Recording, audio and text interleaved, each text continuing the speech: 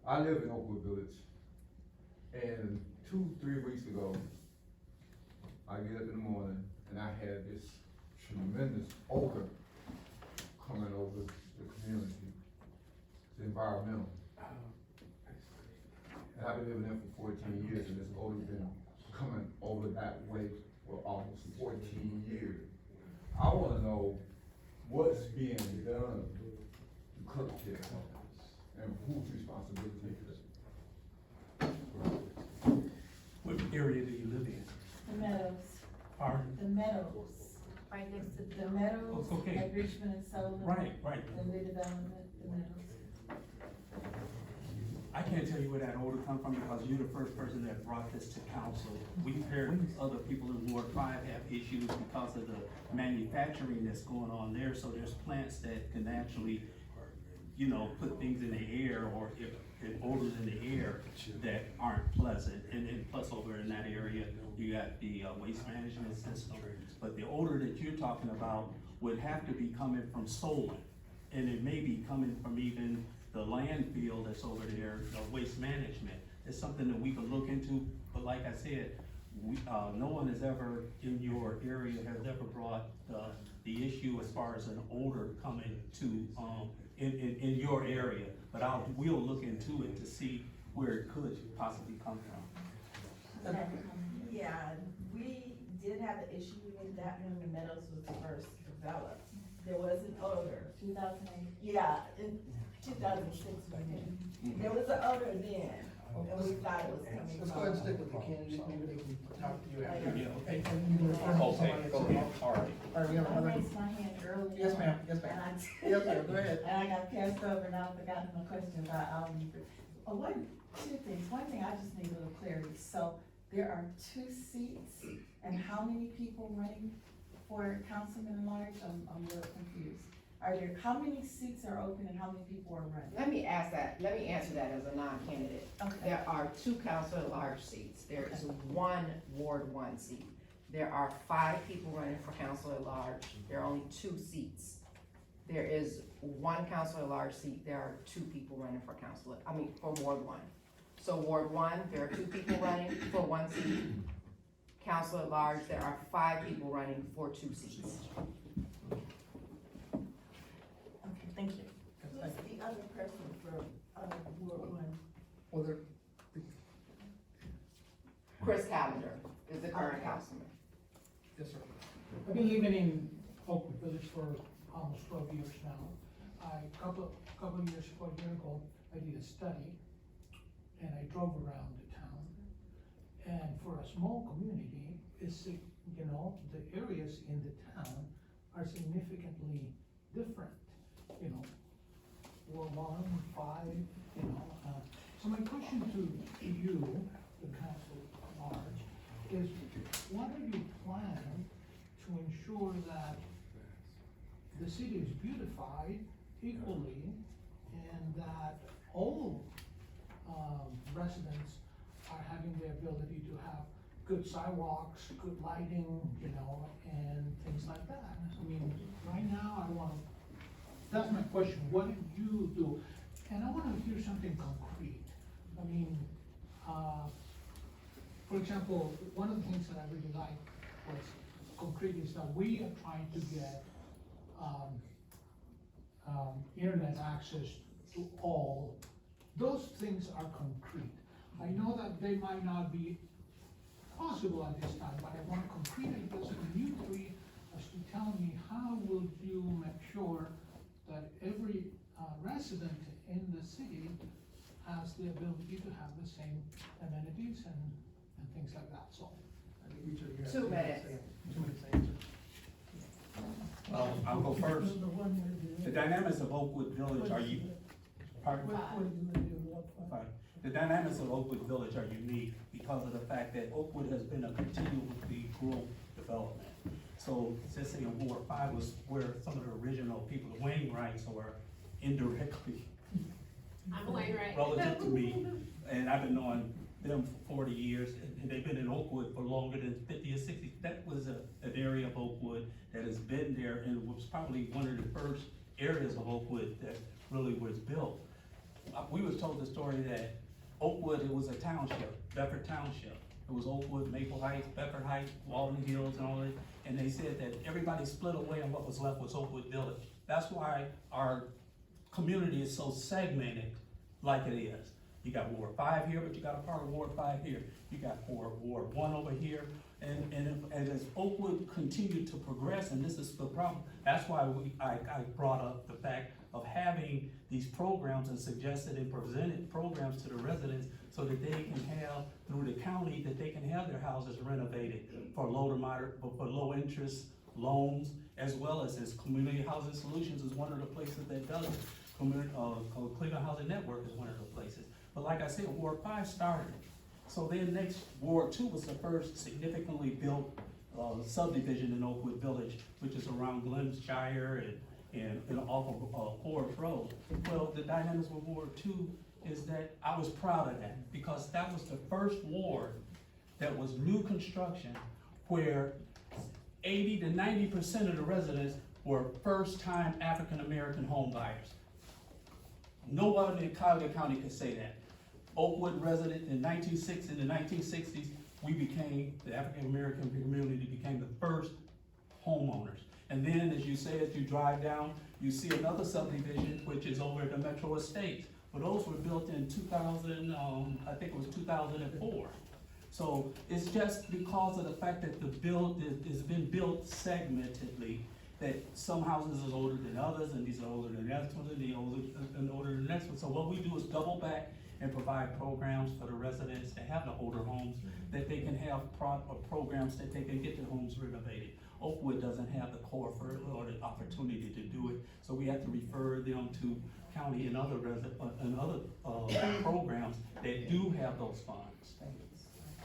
Anyone want to add to that? Okay, so I'll add. What I would say, I've always deferred to the incumbents because they've been here, but what I would say is, again, with complacency, what we have to focus on is mobilizing our tax dollars. What are we going to do with them? We have to get together, and the legislation that's drafted in council depends on your voice. So if it's streetlights, if it's roads, if it's making sure you have sidewalks in your community, if these are things that are most important to you, you have to let your council people know that. In community forums, you can't sit in your homes and let people, and assume people are going to do for you what you need done, right? What has to happen is you have to come to these forums and you have to create a space and say, legislation has to be drafted for this. And that begins with a community-informed approach. With all due respect to Mr. Warren, I walked the Meadows, and that was a problem that I heard the first week when I walked, about the smell and the dump. And that was something that I knew. I'm an environmentalist, and so it doesn't take a lot to find out about these problems. It takes going into the communities and listening to what the problems are and drafting legislation to address them. You want safety, you want street signs, you want street lights, you want all of these things, you want a place for your children to play, you want proper education. That can be done, but we need your help to come to the table and say this, we're gonna vote on this legislation, we want our tax dollars to go to this, not a party in the park. Thank you. All right, thank you for the question. What we're gonna do is we're gonna wrap it up because it's getting late. And we're gonna give each candidate 1 minute to close. So whatever you want, these folks, their last memory before they go to the polls on Tuesday, that's what you're leaving with in your last minute. There's gonna be a moment afterwards, as we kind of settle things, that you can ask the candidates directly. I know we've gone a little over, which is wonderful, but at the same time, I want to make sure we are out of here before the contract time ends as well. Ms. Scruggs, starting with you. I'd really love to hear from the residents. I would rather have them ask the questions. I have no closing statement at this time. I just would love to meet you and find out what your needs are. What do you want to do? Sure, as I stated, I started working when I was 14. Me and my wife, we weren't married at the time, had one child. I commuted back and forth from Maple Heights to Kent State to be with her. Then I went off to law school. So she was a single parent until we got married. I understand single parents, because my wife was one. We've had many difficulties in the last 39 years we've been going together, including finance difficulties. So I understand the people that come in front of me with those type of difficulties. As such, based on my experience and what you heard here today, I believe I am the best qualified candidate for the job. Thank you very much. I'm sorry, she had a question? Can I ask the question? Can you ask it when we wrap up, because they're gonna be available for Okay. questions. Will everyone be able to hear my question? Because that would be Let's important. move through the 1 minute and then Okay. let's do that. I'd like to thank everyone for attending this evening. I think the Cleveland Plain Dealer just determined that I am the best qualified candidate for this position. They gave a very, very thorough endorsement, interview and process. You can listen to the entire audio. It's about an hour and a half. I couldn't even get my parents to listen to the whole thing, but it was quite interesting. I think the main thing I would like to do is just bring empathy back to the court, bring in some alternative sentencing, bring in diversion for youth, and just look at making the court more accessible for the residents of the district and listening to the residents of the district and what they want the court to represent to them. Thank you. Hi again. So again, I'm deeply rooted in this community, fourth generation resident. My mother retired from Ford. Most of my cousins retired from Ford. Strong supporter of the unions. I'm a candidate that is endorsed by the Cuyahoga Democratic Party. So I strongly support the unions. All of my cousins, you know, it was back when, you know, you didn't go to college, you worked at the plant. So I grew up with family members who worked here, grew up here, and this community is really me. So that's really all I have to say. And if you've received any of my literature, my phone number is on there. You can always call me, and I'm available to chat afterwards. Glad to see all of you all this evening. Council meeting is second and fourth Tuesdays of every month. Anyone who has issues should come to council. We didn't know about the issue that you're bringing to the table right now.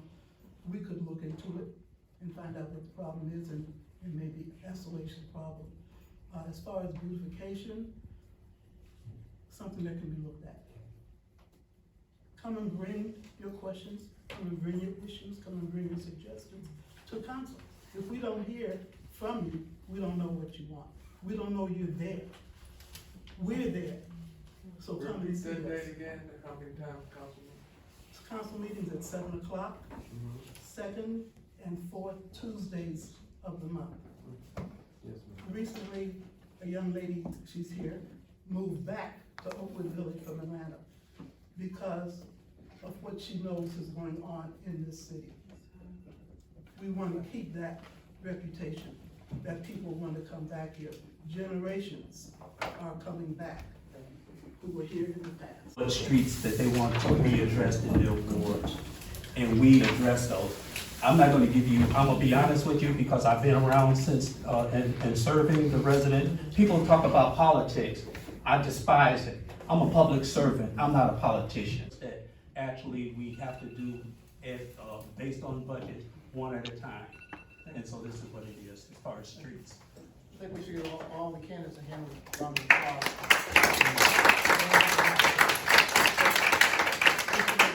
Tuesday voting, and of course, now we consolidate everything in Oakwood, there's only one place to vote. So the community center, of course, 6:30 to 7:30 a.m., 7:30 p.m. So we encourage you all to either vote. Last day to vote in person, of course, is on Saturday and Sunday of this week. So you'll be able to go downtown to the board and vote in person. But thank you for coming out, stay engaged, but. No, I just want to thank everyone for coming out, staying over, which is a very good sign when you want to stay at a candidate forum in the middle of the week. So we appreciate you being here. Hope you get out and vote on May 2nd.